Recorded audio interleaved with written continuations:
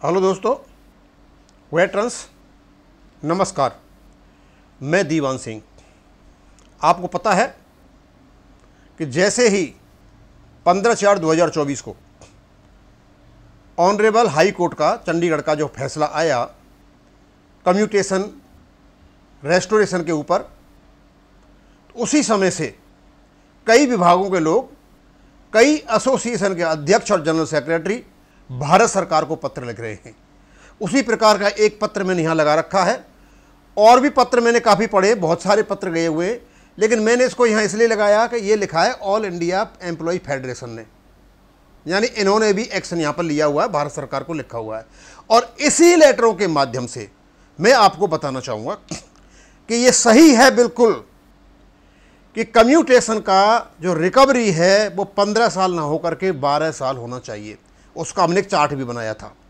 10 साल 8 महीने में यदि रिकवरी नहीं होती है तो 12 साल से ऊपर बिल्कुल भी नहीं जाती है। हिमाचल प्रदेश में ये 12 साल है, गुजरात में ये 13 साल है, और हमने देखा कई राज्यों में ये 12 साल है। अब 12 साल क्यों है, इसका कैलकुलेशन 5 वेतन आयोग में कांग्रेस शासन के समय 5 वेतन आयोग ने यह कहा था कि रिकवरी 15 साल के बजाय 12 साल में होनी चाहिए, और उन्होंने वहां कैलकुलेशन भी दिया था। यही 12 साल 6 वेतन आयोग में भी बताया गया था। और इसी 12 साल के लिए जो हमारे सेंट्रल गवर्नमेंट के जो संगठन हैं सेवानिवृत्त एम्प्लॉयज के, उन्होंने भी कहा है, लेकिन भारत सरकार झुकी नहीं।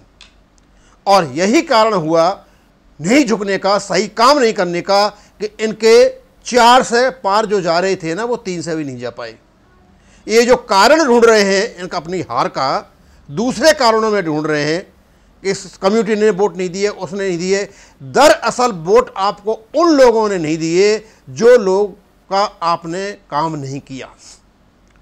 कम्यूटेशन जब 12 साल में हो रहा है, दूसरे राज्य सरकारें कर रही हैं, तो केंद्र सरकार क्यों नहीं कर रही है? एक तो सवाल ही उठ के आता है। दूसरा, और हमने देखा कि एक न्यूज चली आज से कुछ दिन पहले कि राजस्थान सरकार ने कम्यूटेशन को 12 साल कर दिया है, और जो एडिशनल पेंशन है 60 साल कंप्लीट होते ही 61 साल में जैसे आदमी जाएगा तो हर साल 1% उसकी पेंशन बढ़ती चली जाएगी। और यदि ऐसा है, क्यों अभी तक उन आदेश नहीं मिला है हमने केवल वीडियो देखे हैं, यदि ऐसा है तो सबसे बेस्ट तरीका यही है कि 60 साल के बाद 1% जो है पेंशन बढ़ाई जाए। और स्वाभाविक सी बात है, उससे बहुत अच्छा असर पड़ेगा। इससे कि कोई आदमी 61, 62, 65, 70 यहाँ तक ले जाएगा। हो सकता है भाई कोई 70 साल से ऊपर नहीं जिए, उसको भी ये एडिशनल पेंशन मिल जाएगी। तो ये बहुत अच्छा सुझाव है। अब सवाल ये होता है कि मैंने इसको यहाँ पर क्यों लिया है। तो पहले तो बता दूँ, ये लेटर लिखा हुआ है किसने? All India defence employees federation ने। और ये का जवाब दिया है कहाँ से आया? Ministry of personnel and PG pension, यानी department of pension and training से जवाब आया है। और 4 जून 2024 को जवाब आया हुआ है, और कहा है restoration of commuted pension of pension 12 years. और उन्होंने कहा था कि 12 साल का कर दिया जाए, 15 साल से घटा करके। उनके जवाब लेटर का जवाब दिया है, और लेटर उन्होंने आगे फॉरवर्ड कर दिया है। अब जब तक गवर्नमेंट इसका डिसीजन नहीं लेगी तब तक तो कुछ हो नहीं सकता। पर इस प्रकार जरूर है कि इस प्रकार के जो लेटर जा रहे हैं, और भी काफ़ी लेटर गए हुए हैं, जब भारत सरकार के पास जाएंगे और जो वर्तमान स्थिति जो इनके लिए बनी हुई है उसका परफेक्ट में इसका अध्ययन करेंगे, तो मुझे ऐसी आशंका है, ऐसा मैं सोच रहा हूँ 100% कि अभी जो जुलाई में बजट आना है, पूर्ण बजट, उस बजट में हो सकता है कि कम्यूटेशन के टाइम को ये घटा दें। और ये बहुत बढ़िया अच्छा न्यूज़ होगी, और शायद इनकी चर्चा चल भी रही होगी, क्योंकि सीट आने का जो कारण है वो यही है कि जो जायज़ चीज़ें हैं वो नहीं की जा रही हैं, उनके बहुत ज़्यादा खर्चे नहीं हैं। जायज़ चीज़ों को करें, और साथ में एडिशनल पेंशन को भी, यदि जो राजस्थान सरकार ने ऐसा किया है कि 60 साल जैसे ही कंप्लीट होते हैं उसके हर साल का 61 में 1 साल, 62 में 2 साल, 63 में 3, तो इससे खर्चा भी नहीं पड़ेगा, संभल भी जाएगा और सबको पेंशन मिल भी जाएगी। वो दोनों चीज़ों को करते हैं तो इससे बहुत बड़ा फर्क पड़ेगा। हम भारत सरकार से अनुरोध करते हैं कि आप जो 3 ट्रिलियन 5 ट्रिलियन की जो इकॉनमी बनाने जा रहे हो, कृपया बनाइए, लेकिन ऐसा मत बनाइए कि आप इसको बना करके रख जाएं और बाद में आने वाले लोग इसको बराबर करके सर्टिफिकेट बांट करके वोट लें, और उसके बाद लोगों में उस पैसे को बांट दें, और भारत वहीं की वहीं फिर कंगाल पर आके बस जाएगा। क्योंकि ये तैयार बैठे हुए हैं। आज देश की आर्थिक स्थिति अच्छी है, कैसे भी करके बस सत्ता पे काबिज होना है और जो अच्छी आर्थिक स्थिति बनी है उसका डामाडोल करना है, और इन लोगों का कुछ भी लेना देना नहीं है। इसलिए हम भारत सरकार से अनुरोध करते हैं जितनी पेंडिंग मामले पड़े इनको ठीक करें, आप OROP वाला मामला ठीक करें। और एक और पे एक्स पे का मैटर बिल्कुल साफ सुथरा है, केवल ये ब्यूरोक्रेट्स का उलझाया हुआ मैटर है।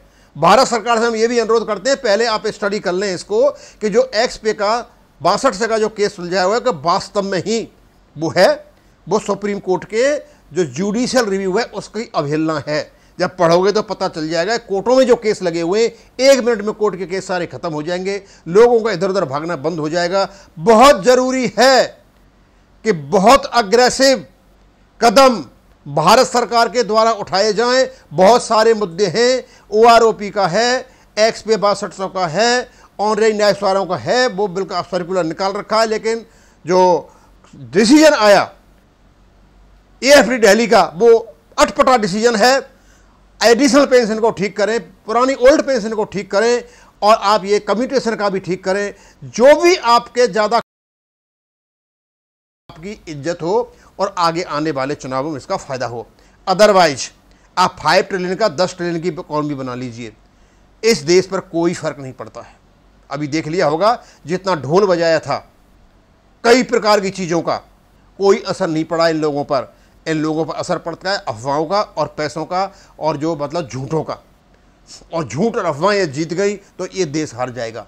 इसलिए पहले जो पढ़े लिखे लोग हैं, जो एम्प्लॉयज हैं, उनके जो मामले पड़े हुए अटके पड़े हुए जायज़ है तो उनको कीजिए, नाजायज़ को हम बिल्कुल नहीं कहते करो, एक भी दिन नहीं। और इनमें किसी प्रकार का ये नहीं देखा जाए कि इतना खर्चा हो जाएगा, ये खर्चा हो जाएगा तो कवर हो जाएगा। पैसा अब किसी भी एम्प्लॉय को कैसे भी आप देते हो तो उनके पास नहीं रहता, पैसा लौट करके वापस आपके ही पास आता है। या तो वो सामान खरीदेगा, डिमांड सप्लाई बढ़ेगा, फैक्ट्री की वो बढ़ेगी, फैक्ट्री से टैक्स आएगा, ये सब लिंक्ड है। किसी भी कर्मचारी के घर में कोई पैसा नहीं रखा, सारा का सारा पैसा बैंक में रखा हुआ है। समझे? तो बहुत ज़रूरी है कि आप इन चीज़ों में ध्यान दें। अब ये क्या है, ये इनका जो लेटर था, the undersigned is directed to forward, letter number ये बता दिया इन्होंने, general secretary all India defence secretary on the subject mentioned above for further action. ये लिखा है किसने, ये सर गंधर्व कुमार तांदिया अंडर सेक्रेटरी ने भारत सरकार के इन्हें लिखा हुआ है। It is requested the action be taken the matter may be conveyed, और जो भी एक्शन लिया जाए उनको कन्वे कर दिया। अब एक्शन तो क्या लेंगे पता है कि जब तक भारत सरकार इसको एग्री नहीं करेगी तब तक कुछ नहीं होना है। हाँ, भारत सरकार ने ये एक्शन लिया होता तो शायद लेटर लिखने की जरूरत भी नहीं पड़ती, लेकिन ये लेटर भारत सरकार के पास जाएगा तो स्वाभाविक सी बात है अब भारत सरकार के कान खटकना शुरू होगा, और ये समस्याएं जो पड़ी हुई हैं इनको मुक्ति से दिलाना सीखा।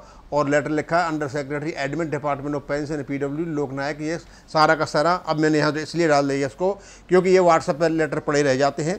अब ये जाएगा, इसके ऊपर हम थोड़ा कमेंट करेंगे, थोड़ी बातें बताएंगे, तो सब हमारे जितने भी वीडियो जाते हैं इन सब के न्यूज जो सिक्योरिटी वाले लगे हुए हैं वो बताएंगे भारत सरकार को कि भाई इनको करो, और इस प्रकार की चीज़ है। अब मैं यहीं ख़त्म करूँगा। थैंक यू, धन्यवाद।